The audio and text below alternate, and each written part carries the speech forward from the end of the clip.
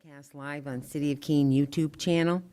The video is also streamed on the city's website and is posted on the website by the end of the next business day, barring any technical difficulties. Anyone wishing to view a copy of the agenda and supporting materials will find it on the city website.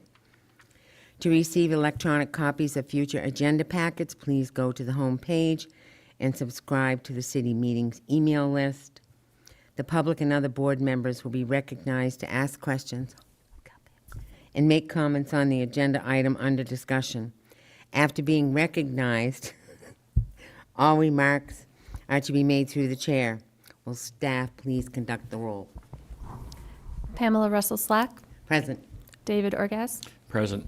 Mayor Hansel, Here. Councilor Remy, Here. Harold Farrington, Present. Roberta Mastrogiovanni, Here.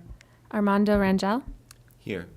Emily Levine Bernier, Gail Summers, Randon Markelon, Tammy Adams, and Kenneth Cost. Thank you. So the first item on the agenda is the election of the chair, vice chair, and the third steering committee member. Are there any nominations for these positions? Yes, I would like to nominate Pamela Russell Slack as chair, David Orgaz as vice chair, and Harold Farrington as third steering committee member. Second.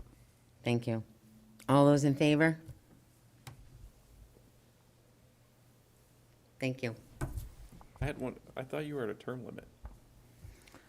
Well, not yet. Okay, fair enough.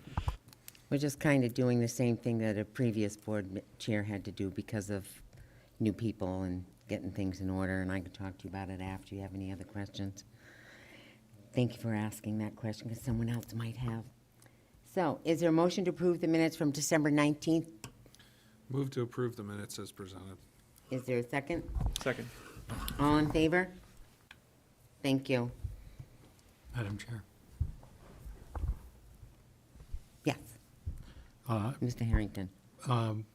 one correction to the minutes. Yes, I'm sorry. Line 61, What page? I'm not sure what page, line 61, which Page 2? just spelled my name wrong, that's all. I think Not a that needs to be big deal. corrected. Okay, thank you very much. Okay. Any other corrections? Okay, all in favor? Aye. Thank you. So I think we're gonna give this gentleman some time. Who's it? Is that Mr. Ferris? Chris Gallo, Summit Packaging Systems. Okay. Well, if you want to sit down for a second, because I think I'm gonna pull that up. So I think we'll give Mr. Ferris a few minutes and go. You can sit right there. Go to the, And Madam Chair, feel free to, you could take the agenda out of order if you wanted to come back to that agenda item later on. okay, Okay. I think I'll take that out of order then, which would be, oh, I'm sorry, I just need to say that there is no vote tonight on any conditional approvals. And so I am going to take this out of order, and Mayor Hansel, first public hearing. I'll say, This is their recommendation for, there's no application, right? right. So I just, Just open the public. open the public hearing to SPR-790 modification number 1, site plan Summit Packaging Edition, 7 Criff Court. Applicant Keach Nordstrom Associates on behalf of owner Summit Packaging Systems LLC proposes to construct a 6,400 square foot addition to the existing 6,250 square foot Summit Packaging Systems building and modify the parking lot, landscaping, utilities, and stormwater management systems on the property at 7 Criff Court, tax map number 118002000. The parcel is 1.98 acres and is located in the industrial district. Does staff have a recommendation for completeness of the application? Thank you, Madam Chair. Mary Brenner, Senior Planner. The applicant requests exemptions from submitting a lighting plan, traffic analysis, soils analysis, historic evaluation, screening analysis, and architectural and visual appearance analysis. Staff have determined that the requested exemptions would have no bearing on the merits of the application and recommend that the board accept the application as complete. Motion to accept the application is complete. So moved. Thank you. Is there a second? Second. Thank you. So I will invite you as the applicant to present on your proposal, and if you could give your name and address, please? Madam Chair, we got to vote on that one. Oh, we do? Sorry, I forgot. All in favor? Thank you, sorry. Chris Gallo, Director of Facilities, Summit Packaging Systems. I reside at 26 Brook Road, Sunapee, New Hampshire. Oh, did you drive here? From Manchester, I left my Oh. driveway at 5 a.m. this morning in Sunapee. Wow. So I literally just got Well, thank you. We're here because we knew you were coming, so we appreciate that.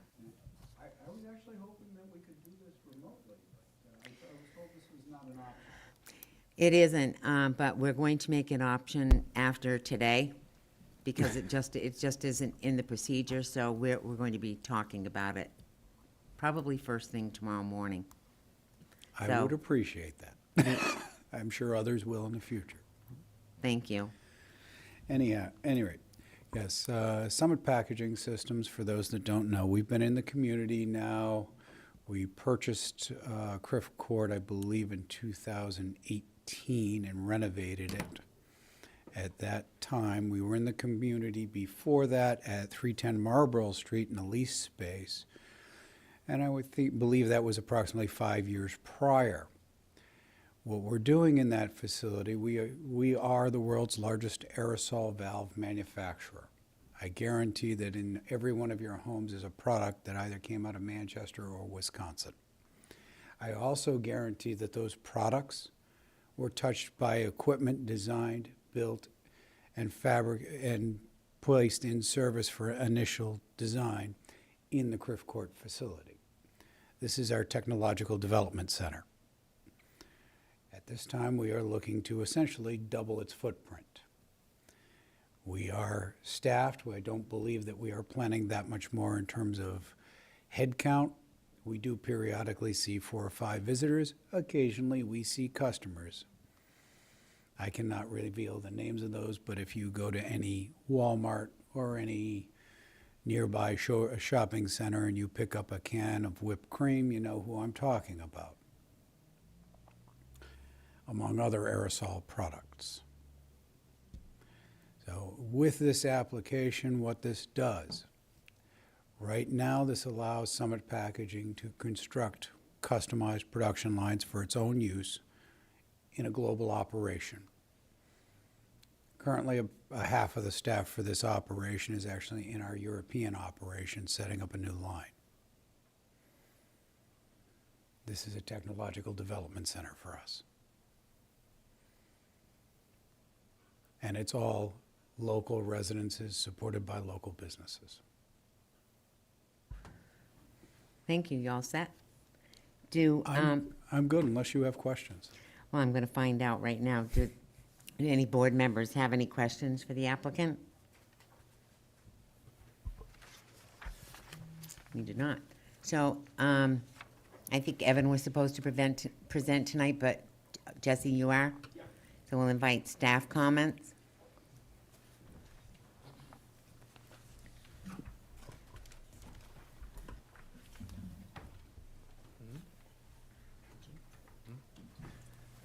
Good evening, Madam Chair. Jesse Rounds, Community Development Director. I'll go through Evan's staff report and feel free to ask me any questions as I go through. I will admit that I have not read it since last week when we reviewed it for any spelling errors. So, just a little bit of background, 1.9 acre parcel at 7 Criff Court. It's located in on the southwest side of the cul-de-sac at the end of Criff Court, and the site contains an existing 6,250 square foot single-story metal building where Summit Packaging Systems is located. The site's surrounded by woods and wetlands to the west and south, and industrial uses to the north. Proposal consists of the construction of a 6,400 square foot addition to the existing building as well as site improvements. The improvements include replacing the existing driveway, formalizing the parking area, landscaping, and expansion of the site's stormwater management system. An above-ground propane tank is proposed to be relocated along the western side of the parking area and is protected by concrete bollards. And now I'll go through the development standards, and I will do that as quickly as I possibly can. So for the existing stormwater drain, 20.2 drainage, the existing stormwater management system on-site consists of a swale with culverts that drain into a sediment forebay before flowing into the ground infiltration basin located on the southeast of the property. In order to accommodate the proposed addition, the existing infiltration basin and sediment forebay will be modified and increased in size. 2 additional above-ground infiltration basins will also be installed along the westerly portion of the property. Basin 2 will serve as compensatory flood storage in addition to stormwater management. 20.3 sediment and erosion control. An erosion control plan has been submitted with this proposal. The plan depicts a stabilized construction entrance to be installed where the proposed primary entrance to the new parking area will be located. Silt fence and silt socks are proposed for the perimeter erosion control areas around areas of disturbance. Slopes will be stabilized with erosion control blankets and turf as needed. It appears this standard has been met. Snow storage and removal, 20.4. The proposed site plan has snow storage areas located in several areas around the proposed driveway and parking areas.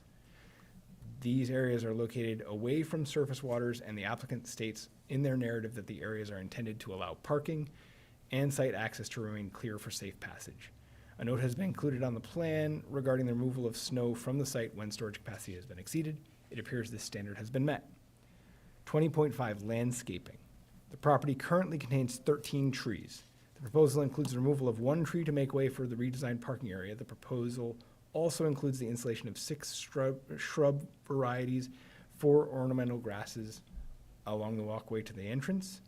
The planting schedule indicates that all species were chosen based on the appropriate climate conditions for the region, and no invasive species are proposed.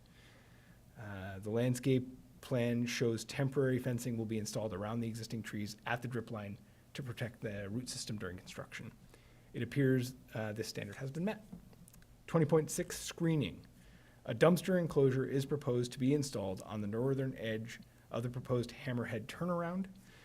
The dumpster enclosure is proposed to be 6-foot vinyl planking, and the zoning administrator has determined that the parking area is existing and does not meet the threshold for new screening. Therefore, no screening of the parking area is required.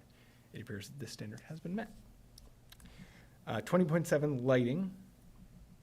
The existing site does not have any pole lights for the parking area, and the proposal does not include installation of any new lights. The only lighting for the exterior of the site consists of wall packs that are located above building entrances. The proposed wall packs are full cutoff fixtures, and it appears that this standard has been met.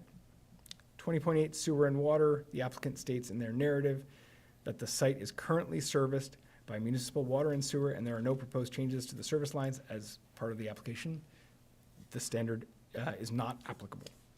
20.9, traffic and access management. A trip generation memo was submitted as part of this application, and the memo states estimates 60 total weekday trips with 8 trips during weekday AM peak and 9 trips during weekday PM peak.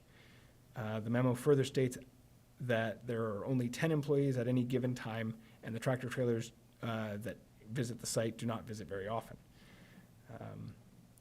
The site uses 2 existing site access points off Criff Court. The proposal intends to continue using both access points that lead to the parking area with a proposed addition as part of the proposed overall site improvements. It appears that this standard has been met.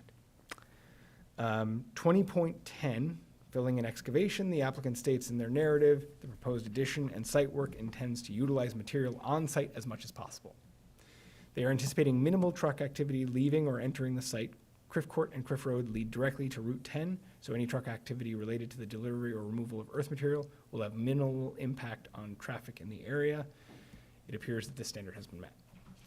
20.11, surface waters and wetlands. The site has wetlands located along the southern and western property lines with 30-foot wetland buffers located within the site.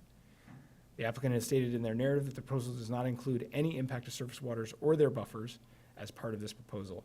Erosion control measures are proposed to be placed between the edge of the buffers and the proposed limit of earthwork to provide both siltation protection and visual guide to prevent accidental grading within the buffer area. The board may wish to include a condition of approval related to the inspection of the required erosion control measures prior to start of site work, and I'll provide some recommended language in the motion. It appears that this standard has been met.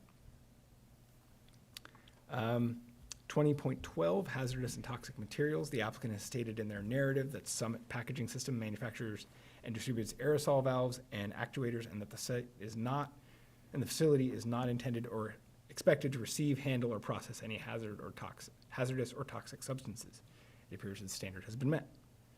24.13, noise. The applicant states in their narrative that the current use of the property will remain the same, and the property is located at the end of a cul-de-sac with no adjacent residential uses. It appears that this standard has been met. And 20.14, architectural and visual appearance.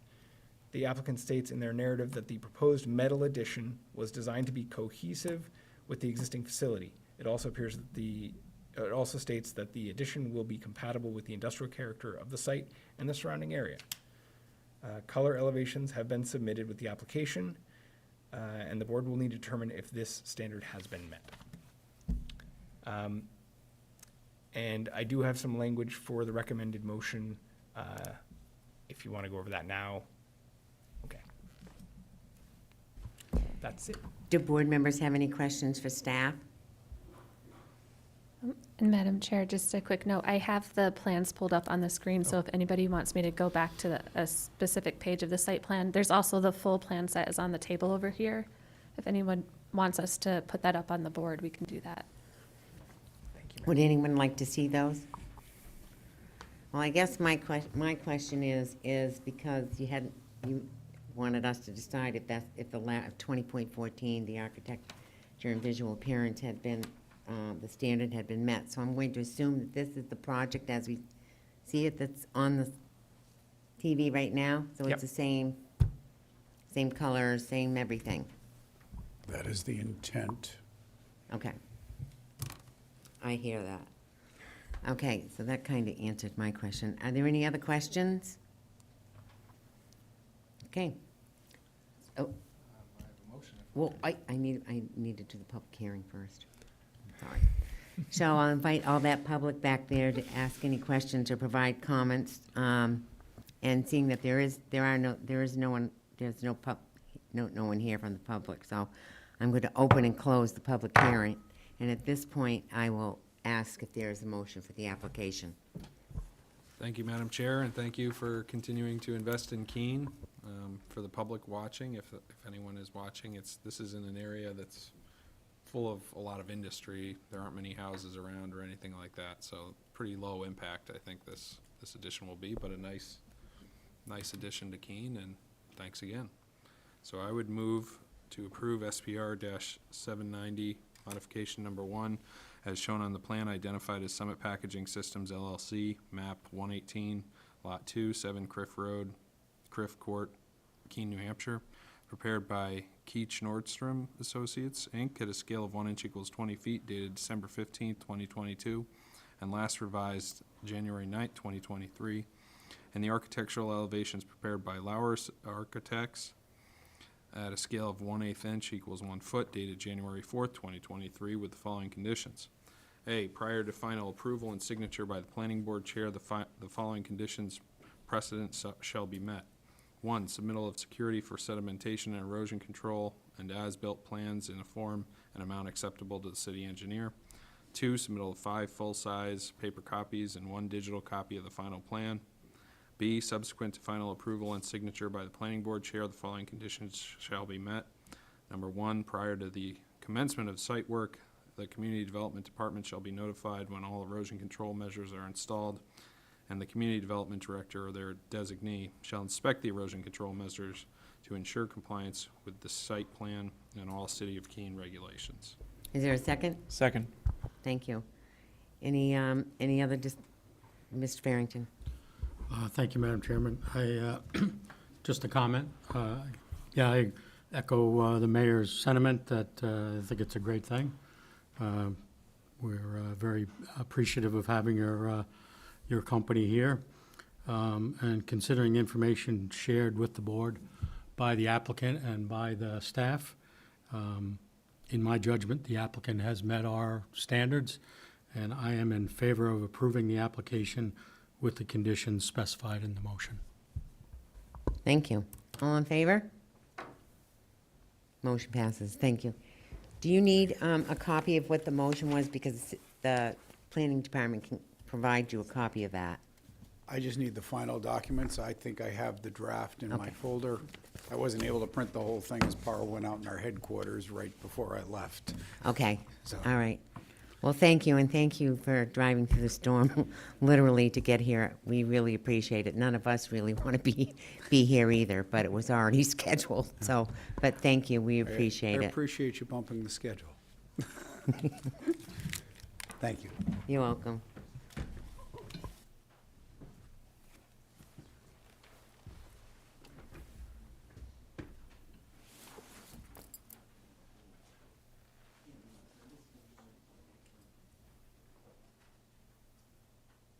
So I'm going to continue to go to the next public hearing, the amendments to the planning board subdivision regulations. And the planning board proposes to amend its subdivision regulations in Article 19 of the City of Keene Land Development Code by amending section number 19.2.4 of Article 19, preservation of existing features, to include additional information about the type of features that should be protected and possible requirements to protect those features. Section 19.2.8, utilities, to include additional requirements for lots that would not have access to city water, in Section 19.3.2b, perimeter building setback of the Conservation Residential Development Subdivision Regulations, to require that existing tree canopy within the perimeter setback along external roads shall be preserved. And Mary, I see that you're the one that's presenting on this. Thank you, Madam Chair. Mary Brenner, Senior Planner. I do have a really brief presentation, just to run through the proposed amendments. But just to give some context for these amendments, these amendments are being proposed to address some of the concerns that were brought up by members of the public during the public input process for an ordinance last year.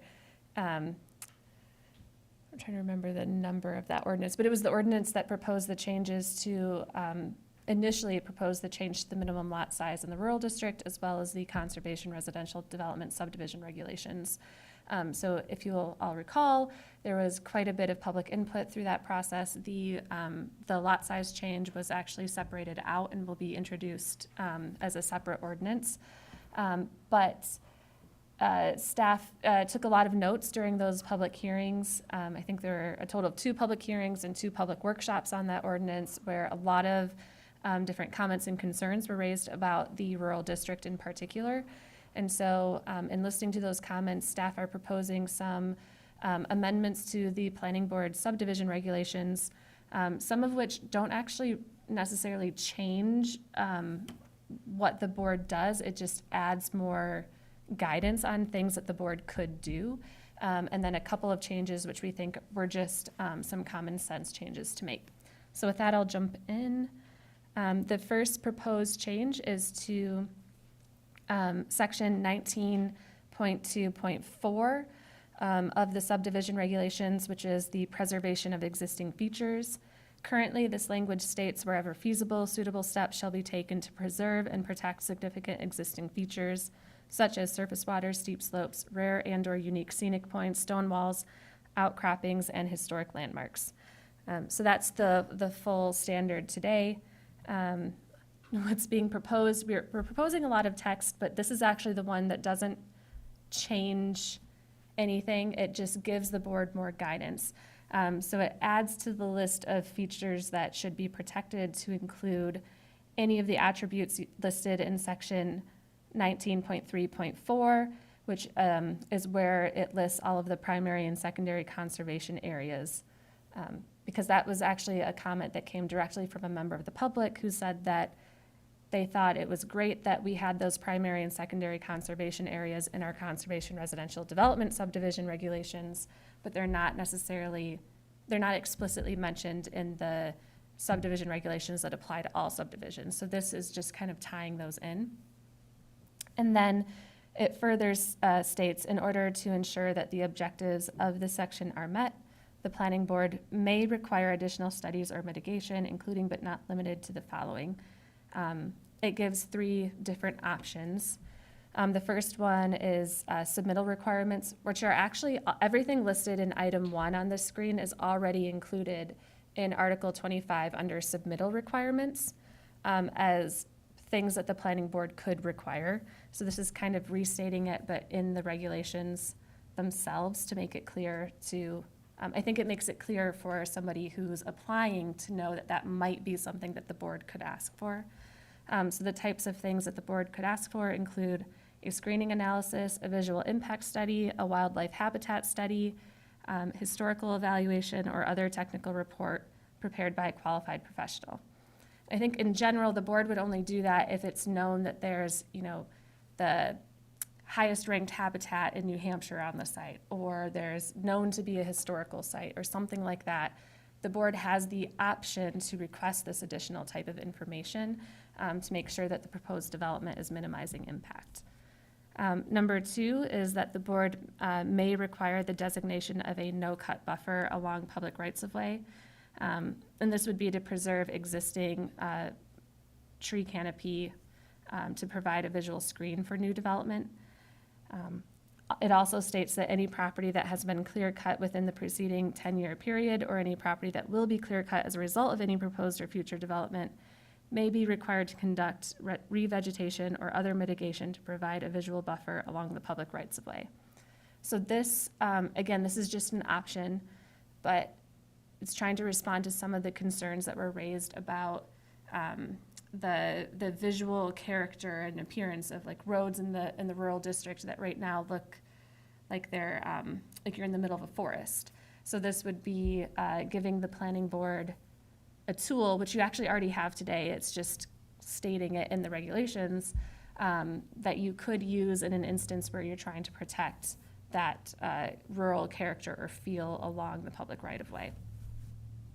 And then number 3 here is that the board may require that the proposed development be designed and located to fit into the landscape in order to minimize significant landscape alterations and mitigate or avoid impacts to significant existing features or views/vistas. So again, this is something that the board could do today. It's just actually stating it in the regulations.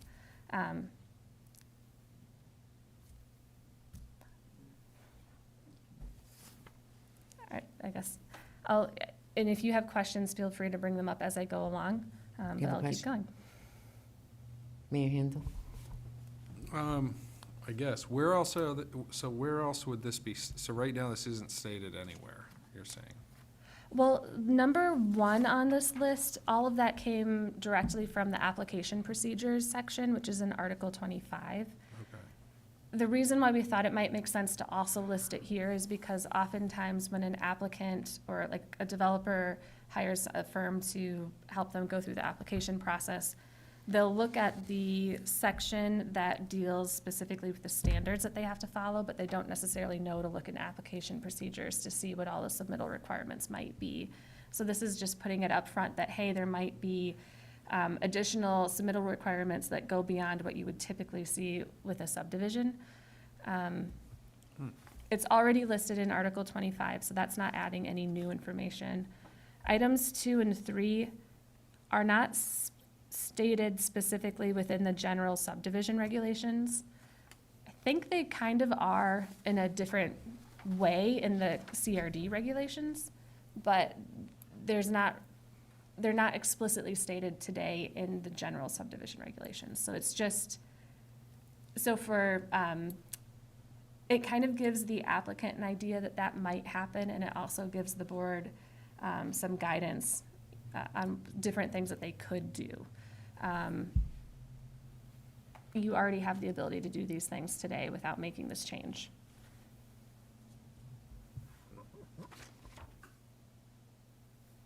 I'm good for now. Any other questions? Okay. So the second proposed change is to the utilities section, which is up on the screen. I couldn't find a great picture for utilities, so what you see on the screen is our Martel Court pump station. That's a city employee pulling a bunch of rags, or those disposable wipes out of the, out of the pump. But basically, today, our regulations state that whenever required by city code, you have to connect to city water and sewer. So basically, any district except for the rural district and low-density 1, you have to connect to both city water and city sewer. And LD1, you have to connect to city sewer and potentially water if you're next to a city water line. Otherwise, if you're in the rural district, you don't have to connect, but we don't really address that specific situation in our regulations. So what we're proposing to do is add a section C to this section that states that in areas not currently served by city sewer, it shall be the responsibility of the applicant or their agent to provide A, adequate information. So this would be from test pits and percolation tests to prove that the land and area of each lot is adequate to permit the installation and operation of an individual sewage disposal system. And B, for subdivisions with lots smaller than 5 acres, subdivision approval from the New Hampshire Department of Environmental Services shall be required. And that subsection B that's required by the state, so this is just putting it in our local regulations so that folks know that if it's less than 5 acres, DES approval is required.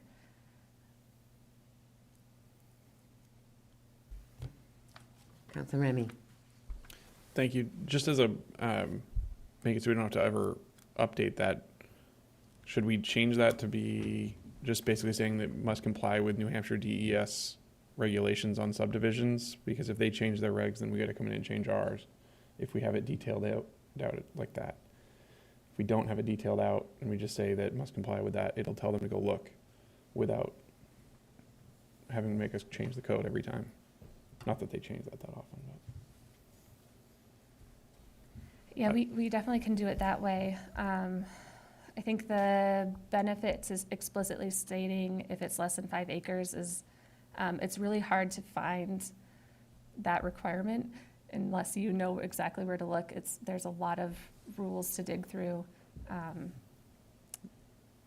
Yeah, maybe we can So- provide a reference point to it and say like this, based on, as of this date, based on this regulation or whatever, or some way to refer to the fact that it could be updated by the state and we are not meaning to conflict with whatever the state regs are. So I trust you guys to take it back on how to do that.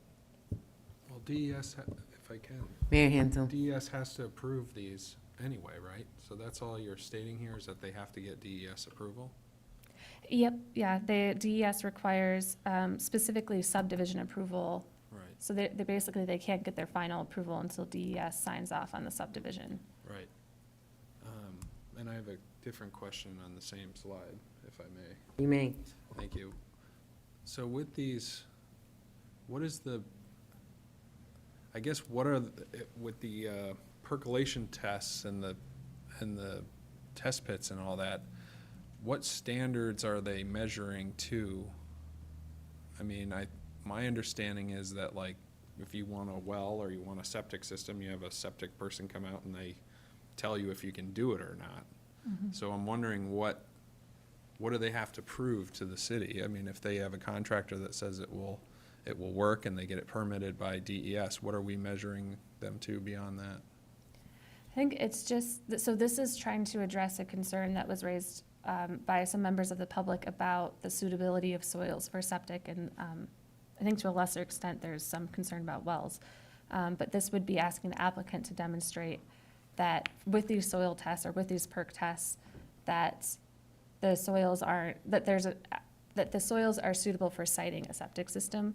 I think we would just be relying on the applicant to prove that by providing the report from a septic designer or from, just from the soils test. We actually do get this information today. For sites that don't have city sewer and water, we get that information and we file it with the project. This is, again, kind of just codifying something that Yeah. happens as a matter of practice now. I mean, for me, I don't think we have to put this in there because it's just gonna be a point of contention for people who wanna fight a project. They're just gonna say, oh, well, this doesn't prove that you can have an adequate septic system here, but we're not measuring it to anything. I mean, I don't know, I think that if, I just wouldn't include this, I don't think, because I, as a board member, I'd have a hard time. I'd be like, okay, you say it'll work, and you have somebody who's willing to put their professional license on the line to get it done, who am I to argue with that? And I don't think we have any guidance to really argue that point. I think, the board can go whatever way you want on this. What we're sort of capturing is our standard language, which says, in order to obtain X permit or subdivision approval, you have to have all state and federal permits that you might need. So this is just another way of stating that same thing, that, don't forget, you need to get DES approval. Yeah, I get the DES approval get one, that. I think And that's say- a good yeah. reminder, but this other one, them submitting a bunch of information, I mean, if they tell this board that they can have a septic system on the property, I mean, if they can't, It's then true. the Yeah. contractor's not gonna put it in, because Yeah. it's not gonna work, it's gonna cause problems for them, so I just see this as not necessary. And to go back to the previous slide with stating all the studies and stuff like that, again, I think there are some things in there that I would have a hard time, saying whether they, sure, they submit a wildlife habitat study, but what are we supposed to measure that against? So we're just having them do something that we can say, oh, that looks good. I don't know, it just doesn't, I think it's not necessary, and this is just gonna become a grocery list for people who wanna fight a project of things for them to demand.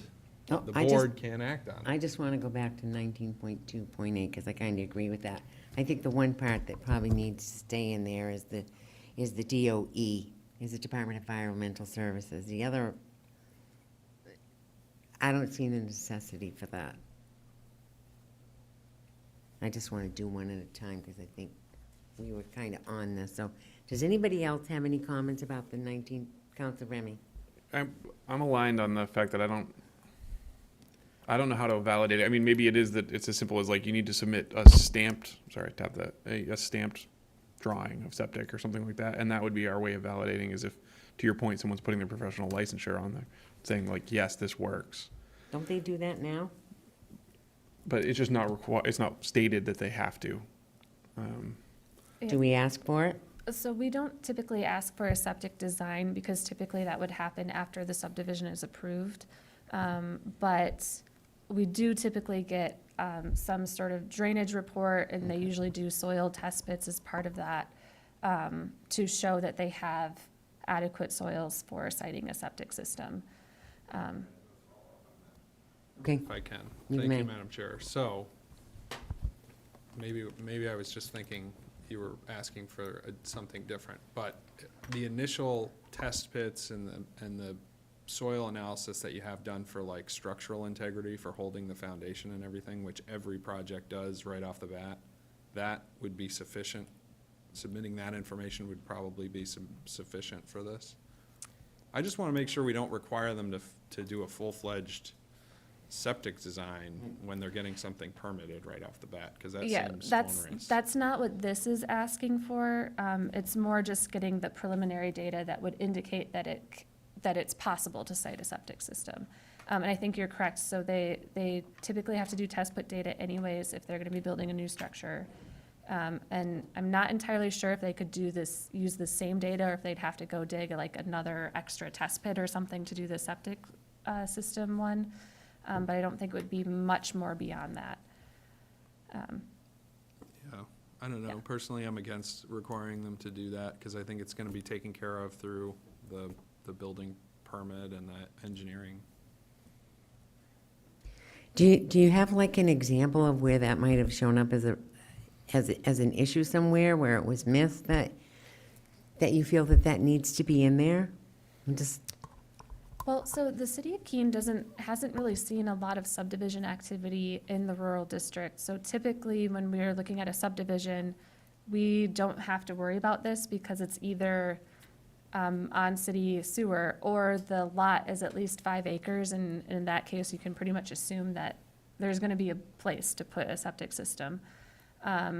This is trying to get at some of the concerns were raised, okay, if now we're gonna be allowing smaller lots in these areas where there's no city sewer, it becomes more important to make sure that it's buildable and that they have an adequate place to put a septic system where the soils can accommodate that.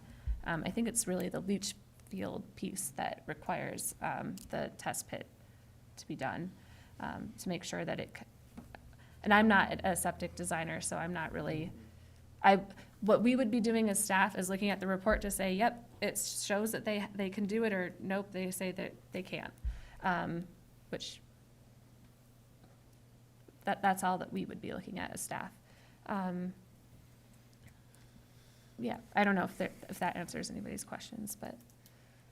So we could, sorry, Jesse Rounds, Community Development Director, we could certainly edit this to say basically that we'd want a report from their septic designer or from when they do their perk test, just to say, yes, a septic system can be located on this site. You know, short of providing us with a packet of paper, which some developers do, we get a stack of numbers, which some people understand. Yeah, right. well, that would work for me. I don't know. I mean, if I may, I just don't. You may. I just think thank you. I just don't see this as being, I don't think planning needs to get into this necessarily, because if they don't have a septic system, they're not gonna have a building there. And you can't put a septic system in yourself. You have to get it permitted. You're gonna have to get a contractor and an engineer to sign off on it if you wanna get it built. So why do we have to stamp that approval as well? So one thing to consider is when, in the planning board's review of a subdivision, the main role of the planning board is to make sure that each new lot that's being created is buildable. So I think it comes back to that, because if you were to permit the creation of a new lot and it turns out that a septic system could not be sited on that lot, you've created a situation where there's hardship for the owner. So that's the one piece where I would push back a little bit on that. I do think typically, you know, up to now in the rural district, when we've seen a subdivision, the new lots that are being created have been usually 5 acres or just under 5 acres if they got a variance to allow for that. So it hasn't really been an issue, but once you start looking at smaller lots, there are, New Hampshire is notorious for having really bad soils. So it does become important to evaluate the site. Now, hopefully, you know, you would hope that whoever was proposing the subdivision would want to make sure that each lot is buildable, but it is the board's responsibility to make sure of that as well. So this, I will say that this is a common, outside of cities in New Hampshire, it's pretty common for planning boards to require this information because of that reason. Okay, that was good. I'm gonna go back to what Jesse had recommended, and I'm fine with that. If you want to repeat, does everyone remember what And he? Mary, if I'm going off the trail here, definitely bring me back. But I think if we just got a letter from, in the packet that just said, yes, a septic system can be located on this property and stamped by the engineer. We don't need the technical reports, I don't think. they still have to produce them for the state in the end, so it's just less paper we have to find a place to put. So, that's just my thought. That work for you? Mayor Handel? Yes. If we could say just like an evaluation by, you know, a qualified professional that every lot can support a septic system, something like that. And then it gives them a little more flexibility. Does that work, Mary? Yes, I think Okay. that's what we were trying to get at with this, so I think that works. Counselor Remy? You kind of get here and then you kind I'm of, good, Okay. because I wanted to wait till we were through that, but I do, to the point Mayor Hansel made, would like to go back to the last one. that was my next step. You're a little ahead of me there, Okay. buddy. Okay, so now, Mayor Hansel, we'll go back to 19.2.4. This one. And where's the issue here for you? Or, Yeah, I'm fine with the no-cut buffer, like putting that reminder in there, because I think that makes sense to remind the board that that's where is that? the second, Number number two. two. Okay, I mean, I think that makes sense to remind the board that it has that as an option. well, can we start with number 1? Yeah, I'm struggling a little bit on the requirements for these analyses, because I just don't know. I'm trying to think as a board member, getting these, if I was to get a wildlife habitat study, what am I supposed to be looking at to measure that against? I mean, are we just requiring additional submittal of studies and documentation that I really can't act on as a board member? Yeah, I mean, so this, again, this is already in the board's submittal requirements in Article 25. So we were basically just restating something that's already in your standards. But I think that's a good point for things like the wildlife habitat study. That would be to see if there's any endangered or threatened species in the area. And if so, what are they doing in the development to mitigate that? That's something like if there's an AOT permit, they would have to do. They'd have to do anyway. But let's say the project doesn't meet the threshold for an AOT, but it's impacting, the New Hampshire Wildlife Action Plan has different tiers of wildlife habitat, and the highest tier is, we do have some of that in Keene in the rural district. So let's say the project impacts an area with the highest level habitat. The board could require that study to show whether or not there's any threatened or endangered species on the site. So that's like, I think that, again, these would have to be very case by case and situational. But that's why I think don't put it here, because I think this will become the standard for every controversial project, and that I just don't think is right. And while we have that authority already, if the special case comes up that we need one of those things, we can utilize that, but. I can't remember which project. This actually came up about the wildlife corridor out on West Surrey Road, Walpole Road. Okay, yep. Yep. And we didn't need that. It came up then and the project, they changed the project. Now there's like 6 or 8 new houses up on Old Walpole Road, so I'm not sure that needs to be in there either. I don't even remember when that was. Does anybody have any other questions about, I just want to go by number, that's the way I work. Number 1, okay, let's go to number 2, no cut buffer unless, did you have anything else? Did anybody else have anything to add about that? Okay, and number 3, are you all set with that one? Okay. Are there any other questions? I think that's, Oh, so there's one more One more? proposed change to go through.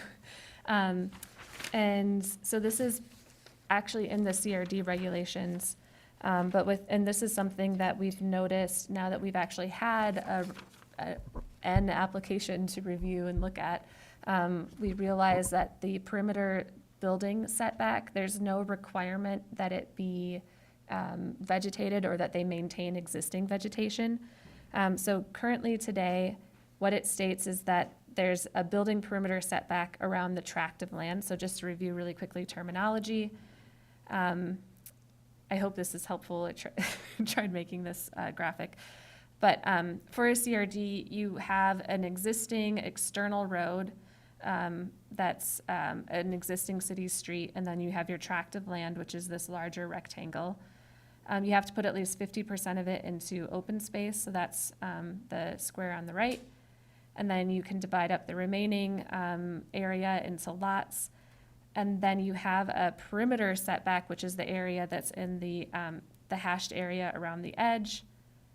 That's an increased setback so that you're kind of buffering the development from the surrounding area and from the external road.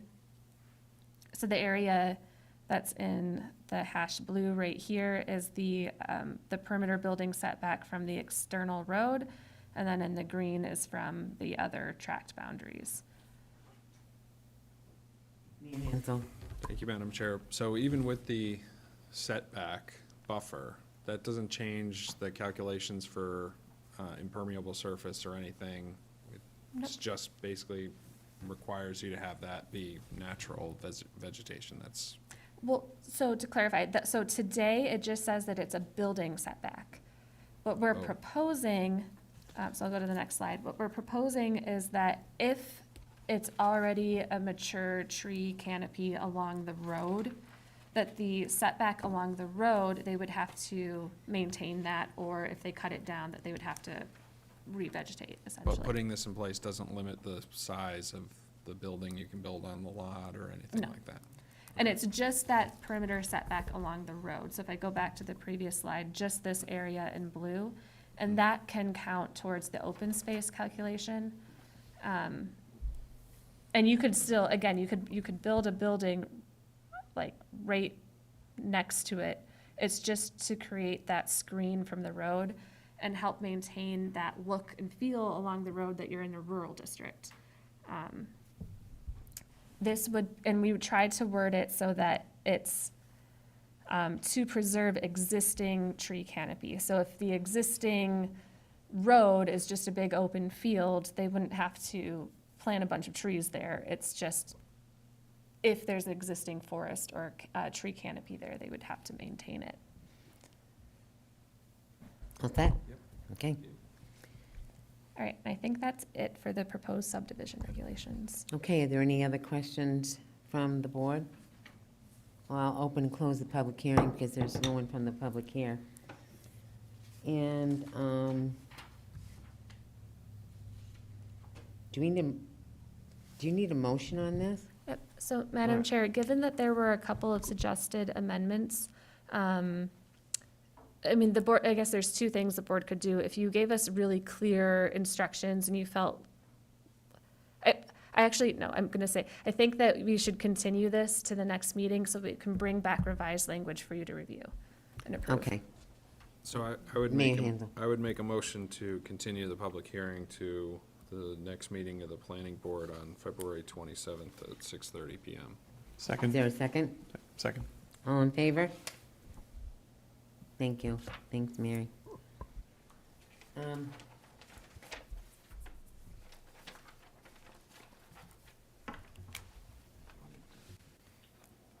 can continue the first one, probably.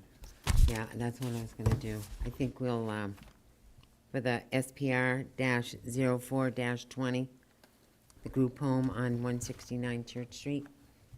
Mayor Hansel?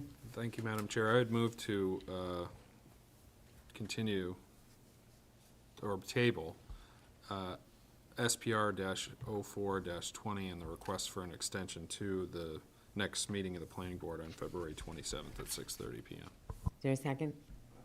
Question? For the purposes of this, do we want to open the public hearing and then continue it, or do we need to renotice if we table it? I don't know how that, So Madam Chair, if I may, this is an extension request, and actually, I believe their approval will expire. I don't remember off the top of my head, but I believe it was initially approved in January, which means that it would be expiring this month. Yeah, so typically for a first extension request, what we tell the applicants is that we encourage them to come to the meeting, but that it's not required. And so the applicant did indicate that he would be coming, however, he was not told it was required. I would be happy to provide a quick status update on the project, which I believe is the only requirement for a first extension. That works. Okay, Thank you. thank you, Madam Chair. So this project was initially approved 2 years ago, received conditional approval from the planning board for a two-story duplex style. Sorry, you have a motion out there. Oh, I'm, No, you didn't second it, you had questions. Sorry, I just, okay, thank you.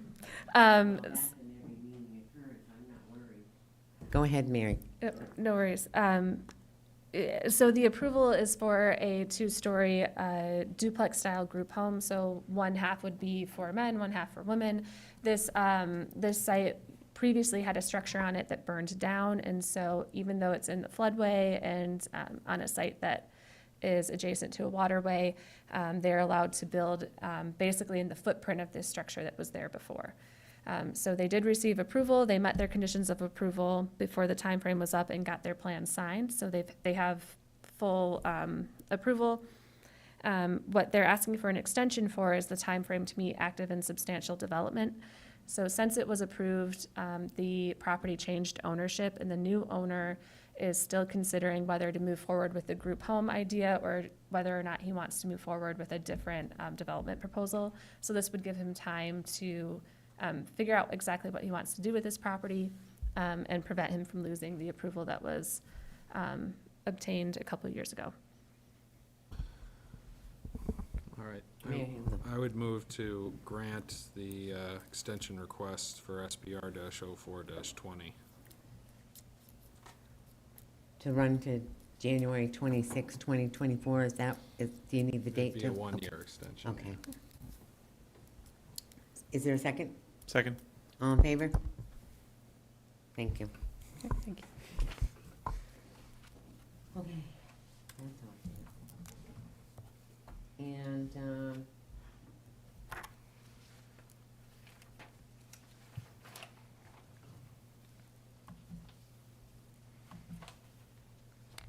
Mary, I hate to do this, but how brief is the master plan update? Because we can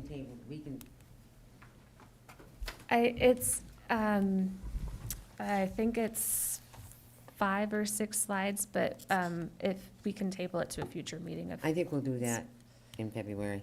okay.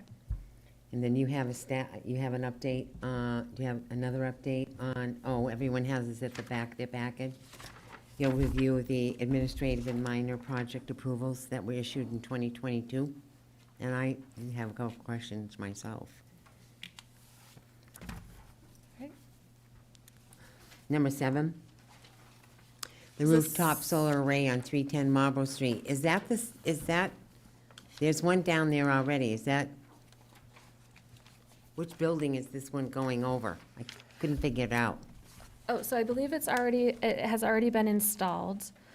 So these are in chronological order of when they were Okay. approved. So number 7 was probably somewhere towards the beginning of 2022, so they have already installed it, and it was on the lower portion of the roof that's closest to the road. Yeah. And then the next one I had was number 14. Yes. Are we keeping a close eye on that project? Yes, yes, we are. We know who they are, and you know what I'm talking about. Just giving you a heads up. And then lastly, a lot of things had to be done over at 100 Night Shelter. It looks like, sign of the windows, modify the lighting, change the layout on the sidewalks, modify the grading, so, Yes, it does sound, I agree, it sounds like a lot. These were all very minor changes, and in fact, when they initially applied for administrative approval, the only change was the change to the windows. They went from like a simulated divided light, where there'd be an exterior portion to the Muntin grid, to a between glass Muntin grid. That was the only change that was initially proposed. But they were also going through the building permit process at the time and realized that they had to modify their walkway slightly to meet the ADA and accessibility requirements. So most of these are just really minor changes to the walkway to accommodate the building code requirements for accessibility. okay, thanks for the clarity. It just seems like a lot to me. Does anyone else have any other questions? Do you have a chance to look at it? It's at the very back of the packet. All right. Are there any items of new business that any board members would like to see added to a future meeting agenda? Great. So the following upcoming dates of interest, there will be no joint committee of the Planning Board and PLD in February. There is a Planning Board Steering Committee on February 14th at 11 a.m. A Planning Board site visit is tentative. It needs to be confirmed February 22nd. And the next Planning Board meeting is February 27th at 6:30. Thank you, everybody, for attending. It was an interesting storm today. Meeting is adjourned at 7:30 p.m.